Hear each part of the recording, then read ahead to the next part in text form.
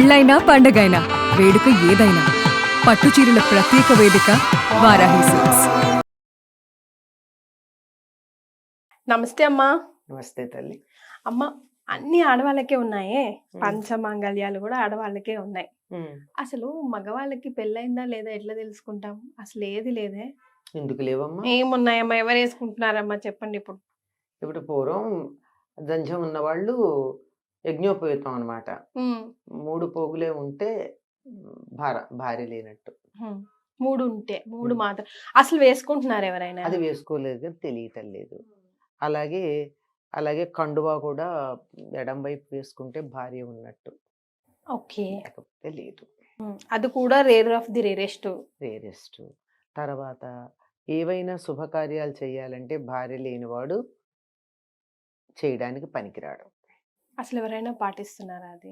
ఎందుకు పాటించట్లేదమ్మా? ఇప్పుడు అన్ని కూతురుంది కన్యాదానం చేయాలి, ఒక్కడు చేయడుగా. ఒక్కడు చేయడు అంతే మరి అదే అంటాం. ఆడవాళ్ళు అయితే స్టేజ్ కూడా ఎక్కనియరు కదమ్మా భర్త పోతే. అది మధ్యలో వచ్చిన మూఢాచారంగా ఇది. అది మనకు శాస్త్ర మర్యాదలు కొన్ని ఉన్నాయి, సామాజిక మర్యాదలు కొన్ని ఉన్నాయి. సామాజిక మర్యాదలు ఇద్దరూ కలిసి ఇవ్వడం అన్నది ఒక పద్ధతి ఉంది. ఏదన్నా అసలు ఎంత ప్రాధాన్యం అంటే స్త్రీలకు మీకు అర్థం కాదు. ఈ రోజుల్లో మనం పాటించట్లేదు గనక లేదనుకుంటున్నాం.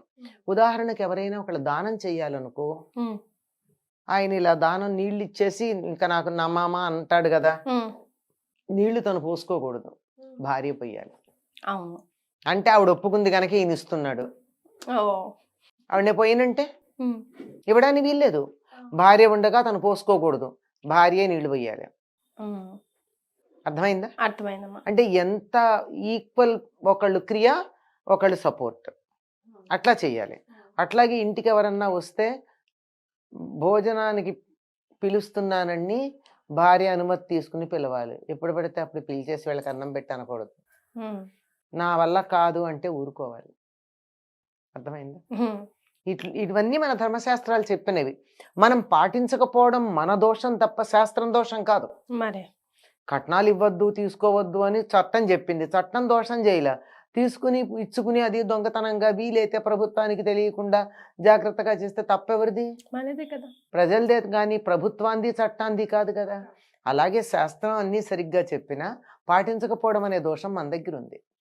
చేత అతను కన్యాదానం చేయడం, గృహప్రవేశం చేయడం, యజ్ఞం చేయడం దేనికి పనికిరారమ్మా భార్య లేకపోతే. ఇవన్నీ ఇద్దరు కలిసి చేయాల్సినవి. నేను చెప్పాక ఏదన్నా ఇస్తే ఆవిడ తోచి ఇవ్వాలి.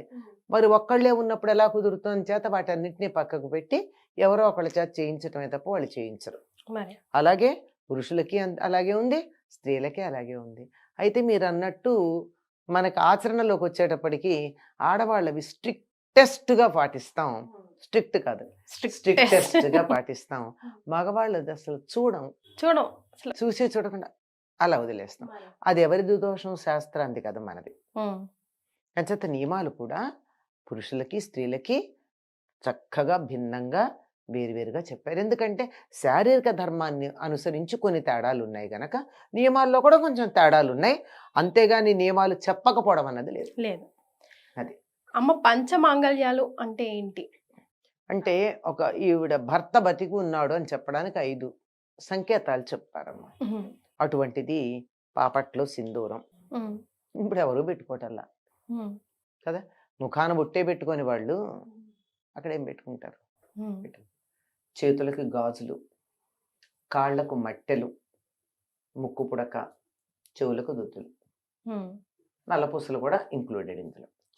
ఇవి పంచమాంగళ్యాలు. అంటే మన మంగళసూత్రం అది ప్రత్యేకంగా వాడతాం. దక్షిణాదినే ఉంది మంగళసూత్రం, ఉత్తర దేశం వాళ్ళకి లేదుగా. వాళ్ళకి నల్లపూసలు కూడా అలంకారానికి వేసుకుంటారు, బాగుంటాయని. వాళ్ళకి లేదు. ఇది ఇక్కడ మాంకేప సింధూర్ అంటారు, ఇక్కడ పెట్టుకుంటారు. ఇది ఒకటి. కాలికి మట్టలు పెట్టుకుంటారు 2, ముక్కు పొడకు ఉంటుంది 3, చేతులకు గాజులు ఉంటాయి 4. బొట్టు కూడా ప్రధానం కాదమ్మా? బొట్టు అందరూ పెట్టుకోవలసినది. భర్త ఉన్న వాళ్ళు పెట్టుకోవాలి, భర్త లేని వాళ్ళు పెట్టుకోకూడదని ఏమీ లేదు. ఆడ మగ అభేదం కూడా లేదు, అందరూ పెట్టుకోవాల్సింది బొట్టు. ఇది మాత్రం మాంగళ్య చిహ్నం.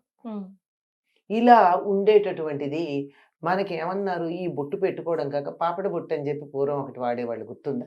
ఇలా చేయి నుండి కింద ఇలా బొట్లాగా ఆ, దాన్ని పాపడ బొట్టే అనేవారు. బొట్టు ఇక్కడ ఏంటి అనుకునేదాన్ని చిన్నప్పుడు నేను. మరి అంటే ఇక్కడ పెట్టుకునే బొట్టుకు సంకేతం అన్నమాట. అది. ఎస్. అట్లా ఈ 5ంటిని తప్పనిసరిగా స్త్రీలు ధరించినట్టయితే భర్తట వివాహ సమయంలో వరుడు తన పంచ ప్రాణాలని భార్య యొక్క 5 స్థానాల్లో పెడతాట. ఎందుకంటే నిర్లక్ష్యంట పురుషుడికి తన మీద తనకి. తన ప్రాణాన్ని కూడా తను భద్రంగా దాచుకోలేట, మరి కాపాడుకోలేట. అంచేత నా ప్రాణాలు కాపాడే బాధ్యత నీదని చెప్పి ఆవిడకి అప్పచెప్తాట.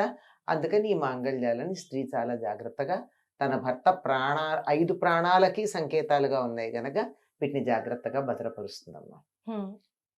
అందుకే సౌందర్యలహరిలో చెప్తారు శంకర్లు, అందరూ కూడా అమృతం తాగినటువంటి దేవతలందరూ కూడా కాలగర్భంలో కలిసిపోయినా నీ భర్త అయినటువంటి శివుడు విషం తాగి కూడా క్షేళం కబళితవత్ అంటే విషం తాగిన తర్వాత కూడా ఏమాత్రం చెక్కు చెదరకుండా హాయిగా ఉన్నాడంటే జనని తవ తాటంక మహిమ అంటారు. అమ్మా నీ తాటంకాల మహాత్మ్యం, నీ చెవులకు దిద్దులు పెట్టుకున్నావు కదా, ఈ దిద్దుల యొక్క మహాత్మ్యం వల్ల నీ భర్తకి విషం తాగితే కూడా ఏం కాలేదు, దేవతలు అమృతం తాగి కూడా కాలగర్భంలో కలిసిపోతారు మహాప్రళయం వచ్చినప్పుడు అని చెప్పి ఆవిడ పాతివ్రత్యాన్ని కీర్తిస్తారు. అదే పోతనామాత్యులు తెలుగులో మనం శివరాత్రి సందర్భంగా ఎప్పుడు అనుకుంటూ ఉంటాం కదా, మృంగుమనే సర్వమంగళ మంగళసూత్రంబునెంత మది నమ్మినదు. తన మంగళసూత్రం ఎంత గట్టిదంటే భర్త విషం తాగినా చనిపోడని ఆవిడికి నమ్మకం. అంచేత ఆ భర్త యొక్క ప్రాణాలు 5 చోట్ల తను దాచిపెడుతున్న ముత్తైదువా అంటారు. అది కూడా 5 ఉంది అందులో. అసలు ముత్త లేకుండా 5వా అని కూడా అంటారు. అంటే 5 మాంగళ్యాలు కలిగినటువంటి స్త్రీ అని, భర్త కలిగినటువంటి స్త్రీని గురించి ఆ పదం వాడతారు. అంటే పెట్టుకోకపోతే రక్షణ ఉండదు, అంతే. రక్షణ ఉండదు, రక్షించాల్సిన పని లేనప్పుడు ఎందుకు పెట్టుకోవాలని అక్కర్లేదంటారు, అంతే.